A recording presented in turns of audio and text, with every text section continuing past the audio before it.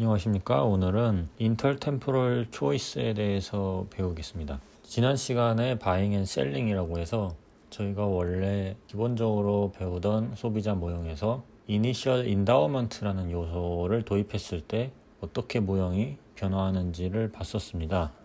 오늘은 이니셜 인다우먼트를 두는 그 모형에 다시 한번 선택 집합을 바꿔 보면서 모형을 한 번 더 새롭게 들여다 보려고 합니다. 오늘 보려고 하는 모형은 두 가지 선택지 중에서 고르는 모형이기는 한데 그 선택지가 오늘과 내일이라는 시간입니다. 오늘 소비를 할지 내일 소비를 할지를 결정하게 됩니다. 예를 들면은 조삼모사라는 말이 있는데 그거랑 비슷한 상황입니다. 오늘 아침에 3개를 먹고 저녁에 4개를 먹거나 아니면 오늘 4개를 먹고 저녁에 3개를 먹거나 이런 식으로 소비량을 시점 사이에 배분해서 결정할 수 있는 그런 상황을 가정을 하려고 합니다. 그런데 초기 자원이 M1과 M2로 주어져 있다고 해봅시다. 돈으로 주어져 있는 겁니다. 첫 번째 선택지를 살 수 있는 돈. 여기선 첫 번째 선택지가 오늘 소비한 것을 의미하기 때문에 오늘 주어진 돈이 M1인 것이고 내일 주어지는 돈이 M2입니다. 이렇게 오늘과 내일 각각 M1과 M2라는 돈이 주어져 있는 상태에서 오늘 뭔가를 소비할 때 드는 비용, 가격이죠. 그게 1이고 내일도 마찬가지로 1 이렇게 가격은 일단 같다고 합시다. 가격이 아무런 의미가 없는 상황입니다. 인플레이션이 없는 상황이죠. 한편 이자율 역시 없는 상황이라고 합시다. 즉 이자율이 0이라고 하는 겁니다. 가장 기본적인 모형을 지금 가정하고 있는 것인데 나중에는 이 가정들을 하나하나씩 풀면서 조금 더 일반적인 형태의 모형을 다루겠습니다. 근데 지금은 가장 단순한 형태로 한번 만들어 보는 겁니다. 그리고 이 사람이 결정을 내릴 때 누군가에게서 더 빌려올 수 없다고 해봅시다. 빌리거나 빌려줄 수 없다. 금융시장이 없다고 하는 겁니다. 금융이라는 말이 사실 어려운 단어인데 한자어로 그 의미는 단순히 돈을 빌리고 빌려주는 것 이렇게 이해를 하시면 되겠습니다. 아무튼 금융시장이 없는 상황이고 돈을 빌리거나 빌려줄 수 없는 상황입니다. 자기한테 주어진 것으로 자급자족해야 되는 상황을 가정하겠습니다.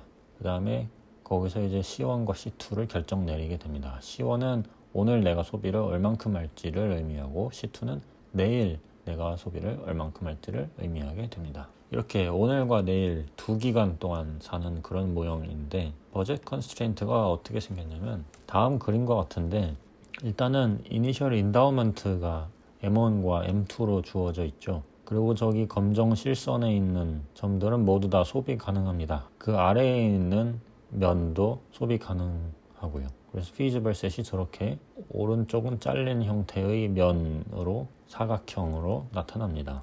오른쪽이 잘린 것은 오늘 소비할 수 있는 양이 M1까지 상한선이 있기 때문입니다. 나한테 오늘 주어진 돈이 M1이기 때문에 그보다 더 많은 양을 소비할 수는 없는 상황인 거죠. 이 거래를 해가지고 만약에 내가 좀 더 사올 수 있다면 좋겠지만 첫 번째 선택지를 그럴 수가 없는 상황입니다. 저희가 지난 시간에 바잉 앤 셀링 모형에서 봤던 그 상황은 이렇게 실선이 잘라지진 않았었는데 그 이유는 시장에서 거래가 가능했기 때문입니다. 시장에 이니셜 인다우먼트를 들고 들어가서 뭔가를 더 살 수가 있는 상황이었고 팔 수도 있고요. 살 수도 있는 그런 상황이었는데 만약에 이 첫 번째 선택지를 시장에 들어가서 더 많이 사면은 그것을 소비할 수 있었기 때문에 물론 두 번째 선택지를 내가 갖고 있었던 이니셜 인다우먼트를 대가로 지불을 해야겠지만 그래도 첫 번째 선택지를 더 많이 살 수 있는 것이고 그렇게 함으로써 feasible set이 저 실선이 모두 다 연결된 상태의 삼각형 모양으로 나타났었습니다. 그런데 여기에서는 첫 번째 선택지를 시장에서 사고 싶어도 지금은 살 수가 없는 상황입니다. 왜냐하면 백투더퓨처 할 수 없기 때문이죠. 미래에 있는 것을 오늘로 끌어다 올 수는 없는 일입니다. 시간을 거슬러 올라가서. 사실 그걸 가능하게 해주는 게 금융시장인데 돈을 빌리고 빌려줄 수 있게 하는 게 시점 간 거래를 가능하게 만들어주는 그런 시장인 건데 여기서는 지금 바로잉이 허용되지 않는 금융이 거래가 허용되지 않는 그런 상황을 가정하고 있어서 오른쪽이 뚝 끊긴 겁니다. 반면에 왼쪽은 가능한데 미래에서 현재로 시간을 거슬러 오르는 것은 불가능하지만 오늘에서 내일로 시간을 흘려 보내는 것은 가능합니다. 그렇죠? 그래서 오늘 M1이라는 돈이 주어졌을 때 그거를 전부 다 C1을 소비하는 데 쓰지 않고 좀 남겨뒀다가 남은 것을 C2 내일 소비하게 되는 이런 것이 가능합니다. 오늘 주어진 것을 다 소비하지 않고 남겨뒀다가 하룻밤 자고 일어나서 내일 소비하는 거죠. 그러면 내일 나한테 주어지는 돈이 M2이더라도 그 이상의 소비를 할 수 있게 됩니다. 전날 남겨둔 게 있으니까요.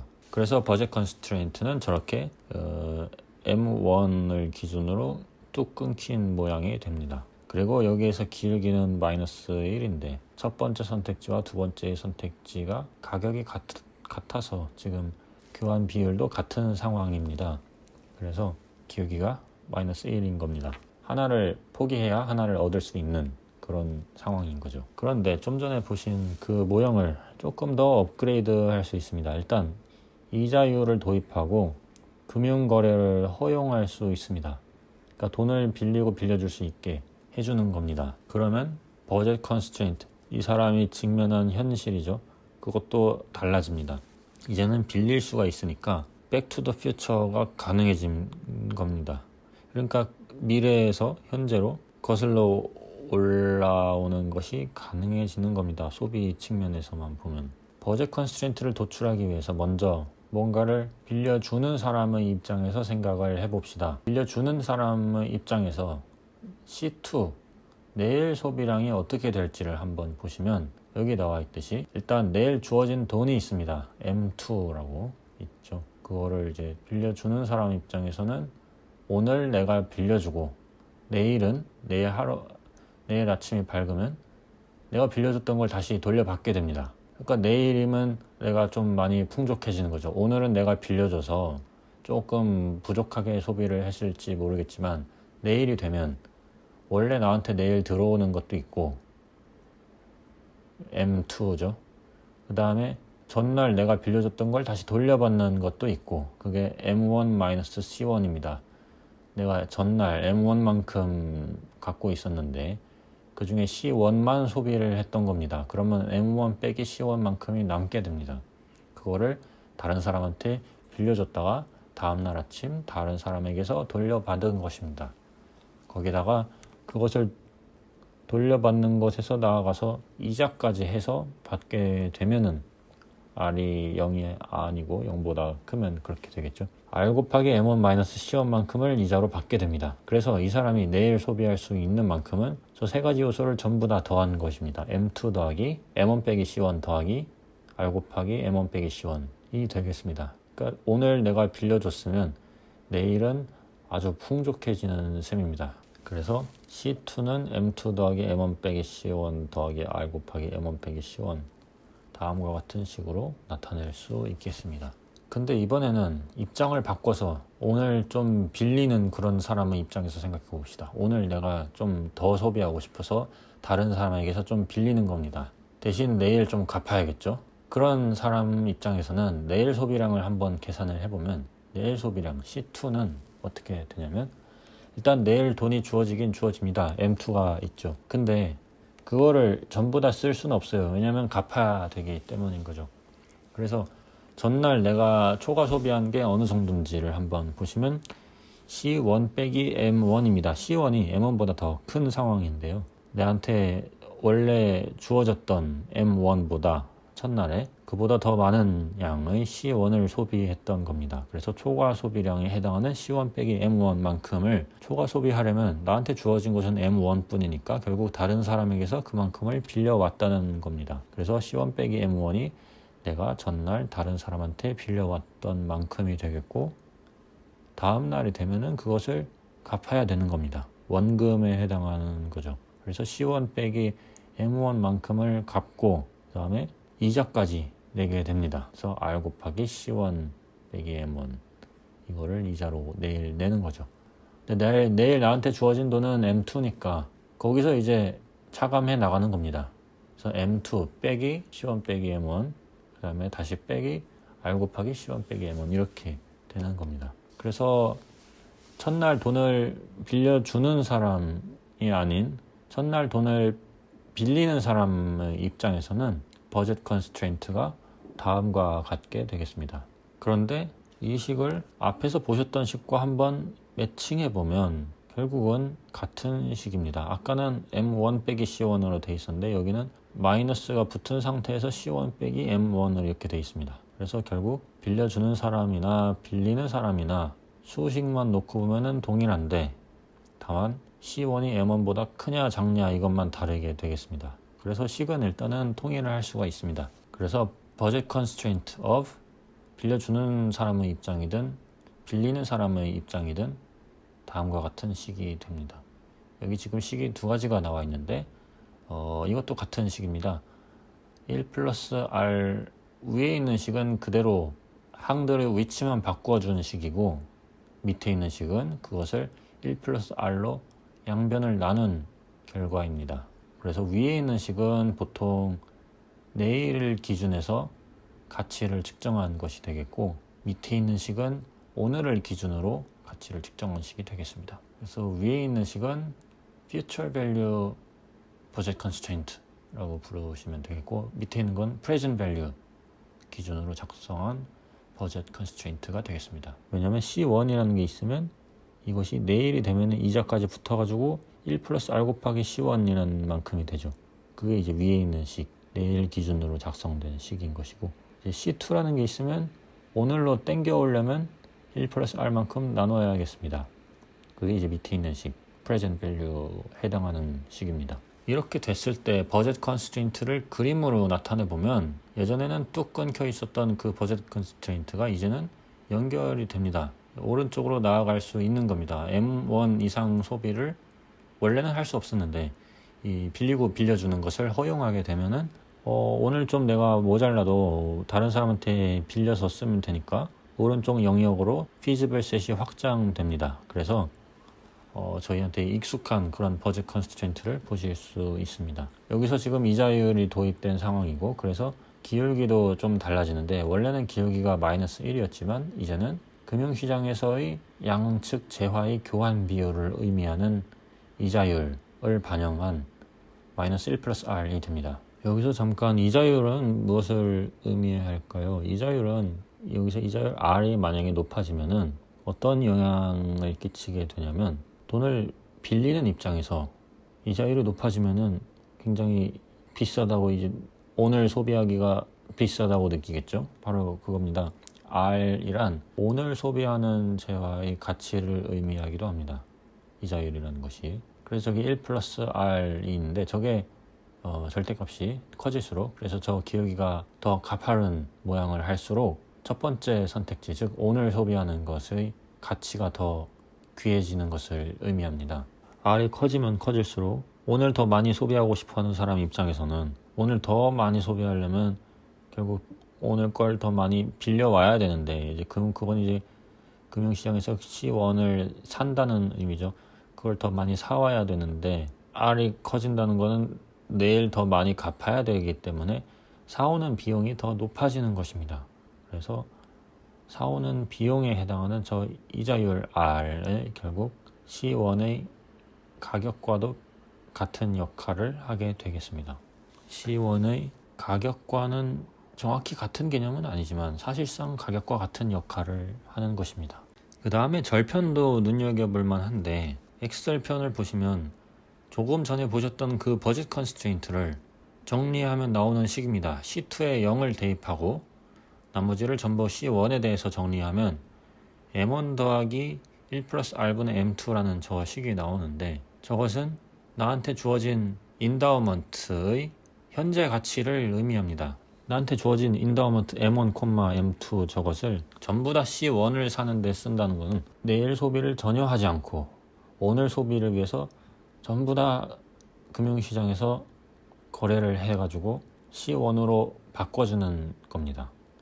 그러면 그것은 나한테 주어진 인다우먼트를 현재 가치로 환산하는 것과 같습니다.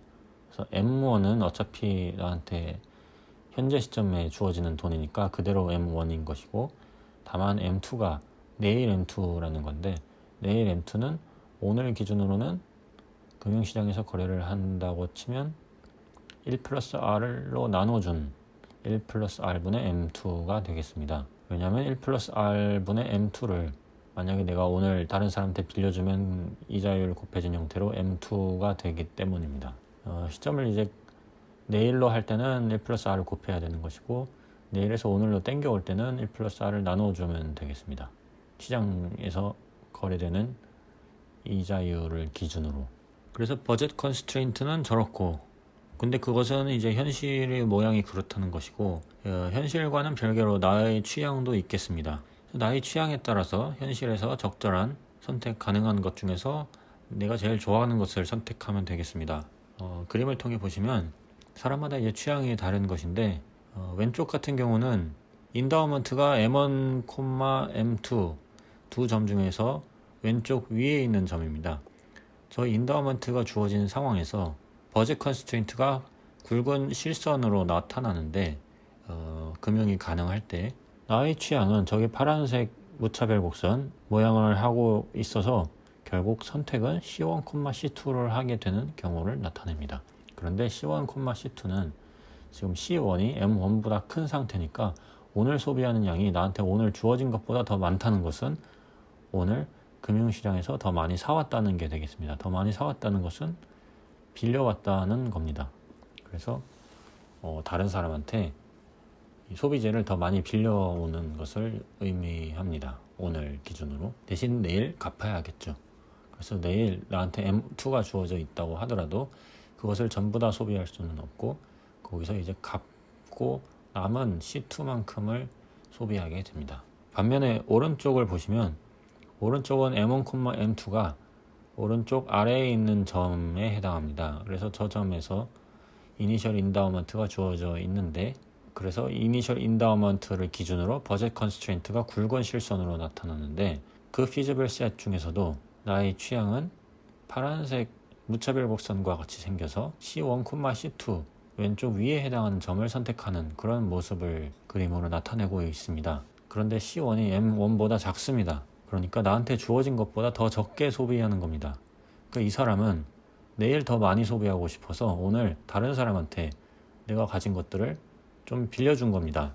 그리고 그걸 내일 되면은 돌려받는데, 그래서 내일 내가 M2만을 가지고 있더라도 다른 사람한테 돌려받는 것이 있기 때문에 C2만큼을 소비할 수 있게 됩니다. 그래서 intertemporal preference에 따라서 내가 빌려주는 입장이 될 수도 있고 빌리는 입장이 될 수도 있고 그런 겁니다. 그리고 참고로 이 그림에서 금융시장이 개인에게 효용을 더 증진시킨다는 점을 알 수도 있는데, 보시면 왼쪽 그림에서 만약에 금융이 불가능했다면, 그러니까 가진 것을 빌리고 빌려주는 활동이 불가능했다면, 저 사람은 저렇게 취향이 생긴 상태에서는 왼쪽 그림에서 어느 점을 선택하겠습니까?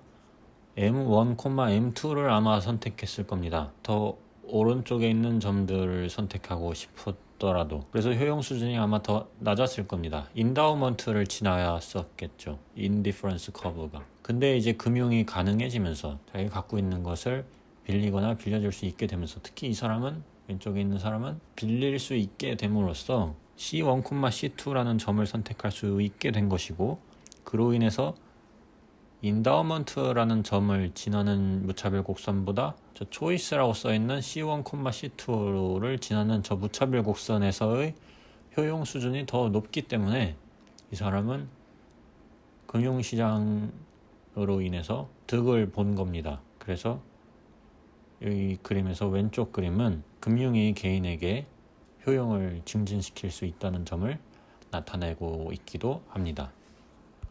다음으로는 이제 언제나 그랬듯이 경제 현실이 변화할 때 선택이 어떻게 달라지는지를 보도록 하겠습니다. 다음 그림을 보시면 경제 현실 중에서 여기서는 이제 이자율이 올라갈 때 선택이 어떻게 달라지는지를 보려고 하는데, 이 그림에서는 원래의 무차별 곡선과 원래의 예산선이 만나는 점이 저기 굵은 검정색 실선과 파란색 곡선이 만나는 점입니다. 오리지널 컨섬션이라고 표시가 되어 있는 저 노란색 아래에 있는 노란색 점입니다. 저 점에서 이제 이자율이 올라가서 이 첫 번째 재화에 대한 일종의 가격과 같은 역할을 하는 이자율이 올라간 겁니다. 그러면 기울기 또한 가팔라지게 됩니다. 다만 지난 시간에 바잉 앤 셀링을 다룰 때 보셨던 모형에서와 같이 여기서도 인다우먼트 점을 지나면서 기울기가 회전하게 됩니다. 예선선이 회전합니다. 그렇게 해서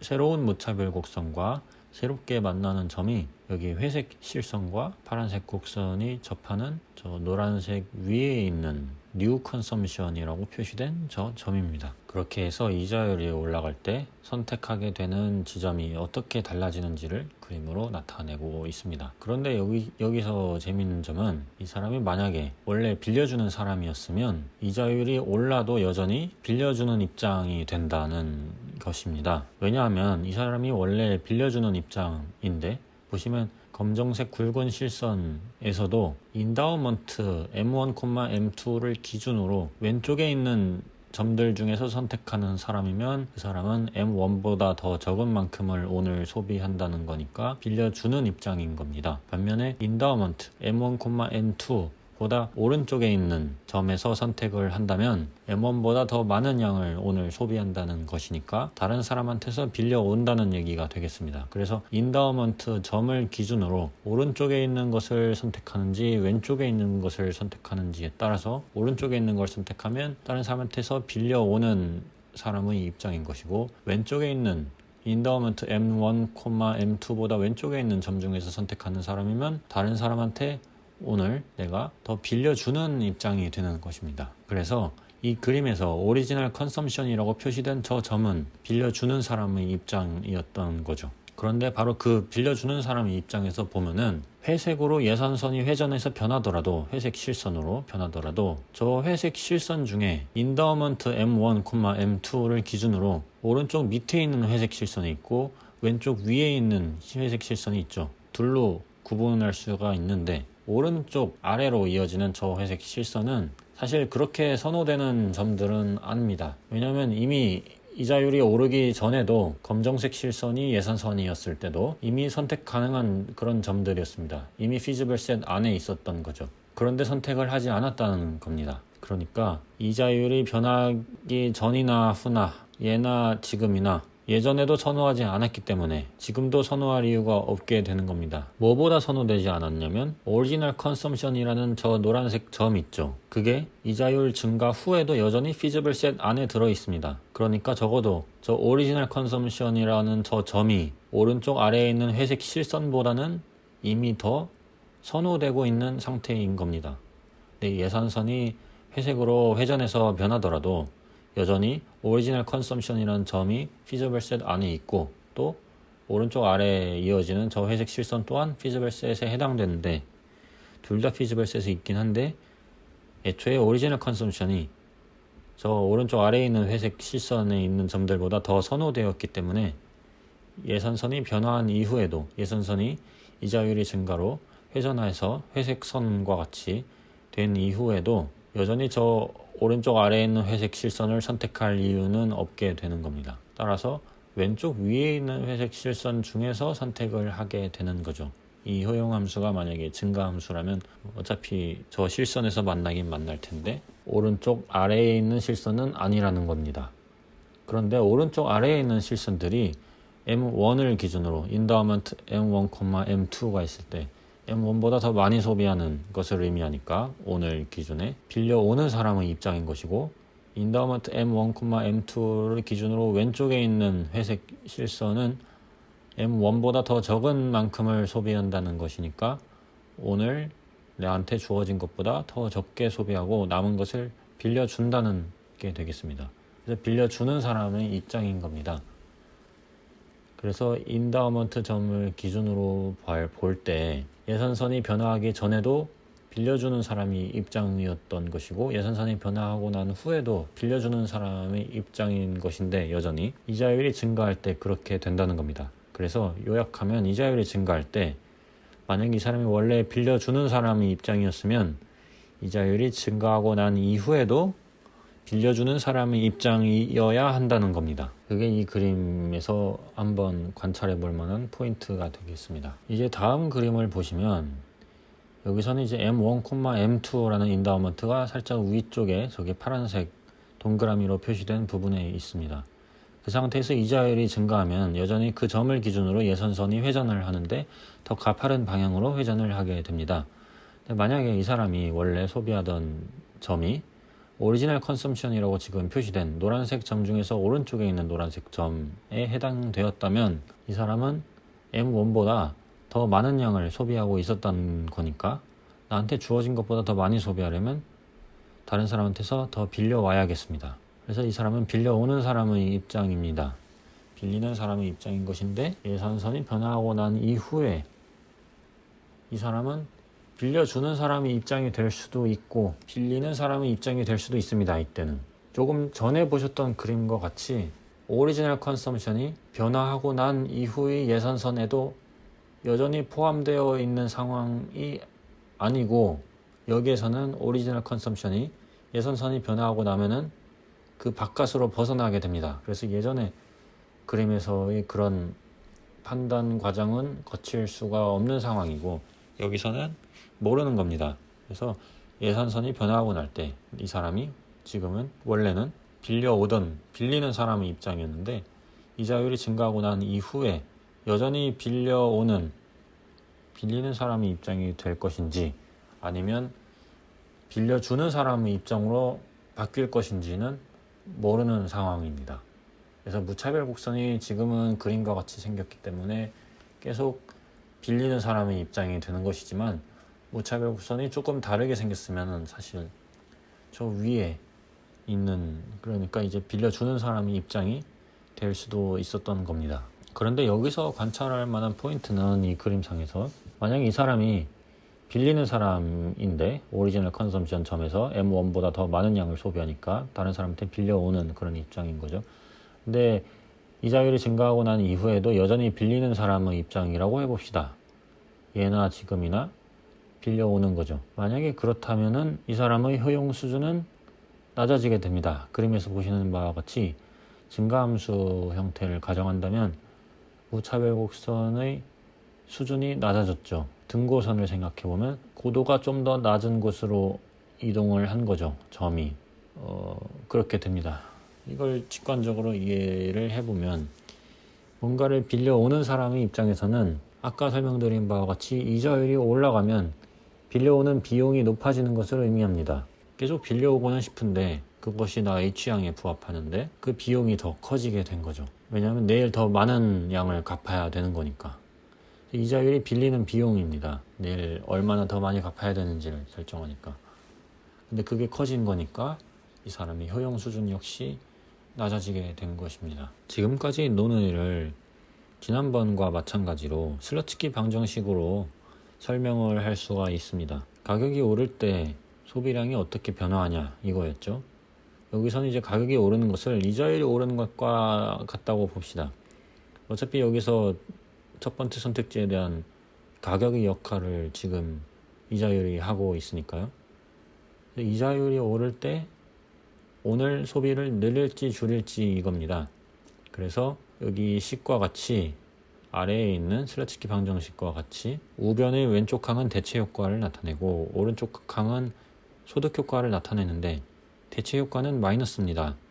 이자율이 오르면 첫 번째 선택지에 대한 비용이 높아졌으니까 두 번째 선택지를 더 많이 소비하고 첫 번째 선택지는 더 적게 소비하려고 하겠습니다. 그게 대체 효과죠. 그래서 오늘 소비를 좀 줄이고 이자율이 높다고 하니 내일 소비를 좀 늘리는 방향으로 선택을 하려는 효과가 있겠습니다. 그런데 이 전체적으로 소득 효과까지 합해서 소비량이 어떻게 달라질지가 결정이 되겠는데 우변의 오른쪽 항에 보시면 일단은 내가 오늘 소비하는 이 재화를 정상재라고 가정을 하면 파셜 n분의 파셜 C1 스타는 양수 플러스가 되겠습니다. 그래서 결국 중요한 것은 저기 C1 스타 빼기 M1이라는 것의 부호가 되겠습니다.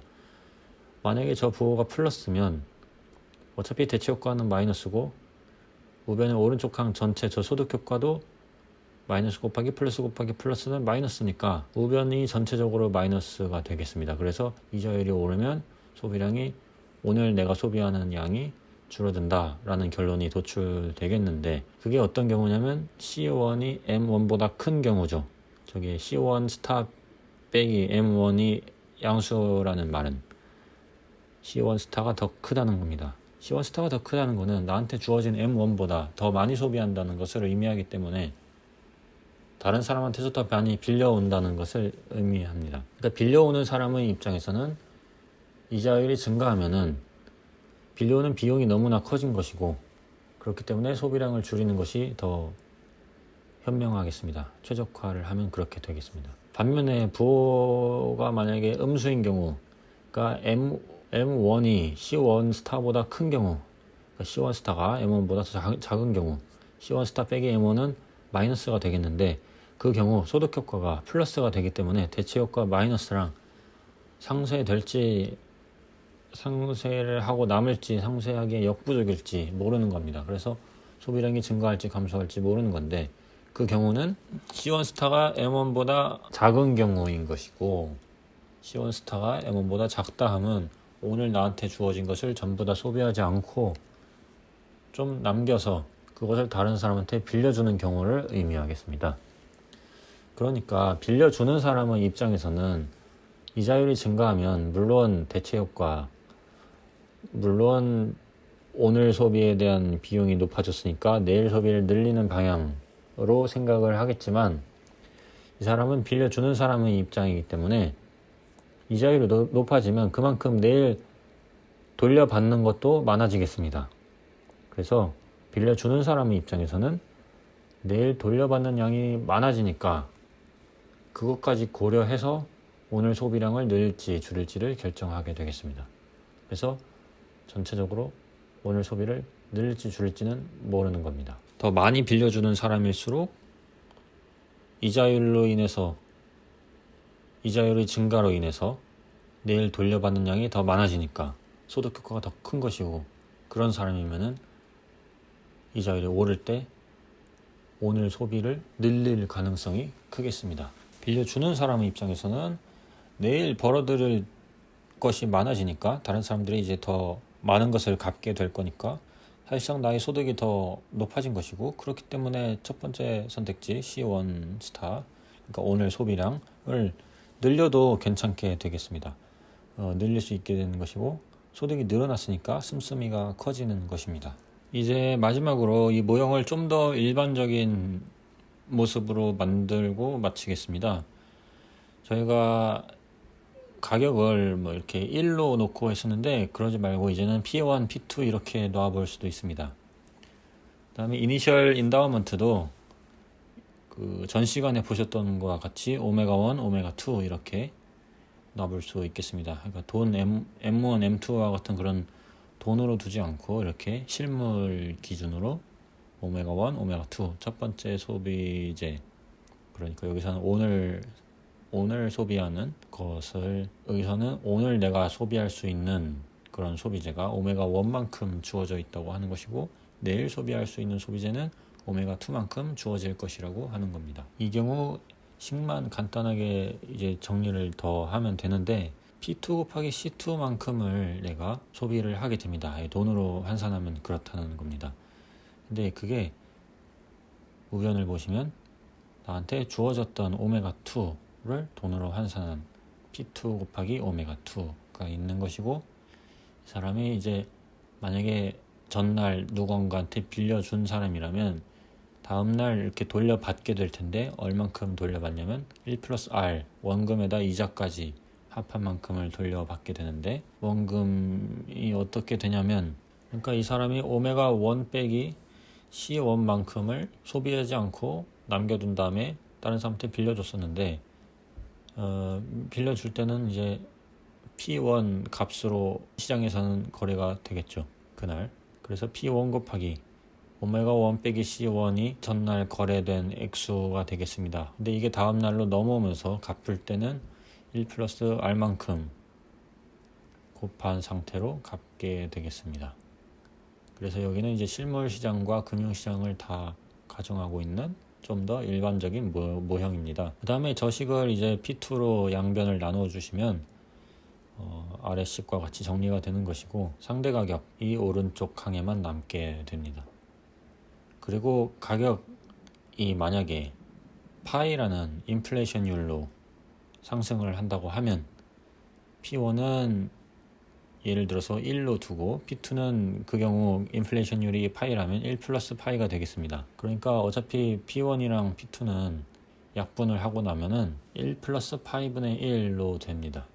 그리고 이것을 다시 식으로 정리하면은 여기 보이시는 마지막 식과 같이 되겠습니다. 여기까지가 이제 가장 일반적인 형태로 인터 템포럴 초이스 모델을 한번 정리를 해본 겁니다. 물론 여기선 두 개의 기간만 설정하고 있지만 저 C1, C2를 CT 플러스 1로 두시면은 더 일반적인 모형을 만드실 수가 있겠습니다.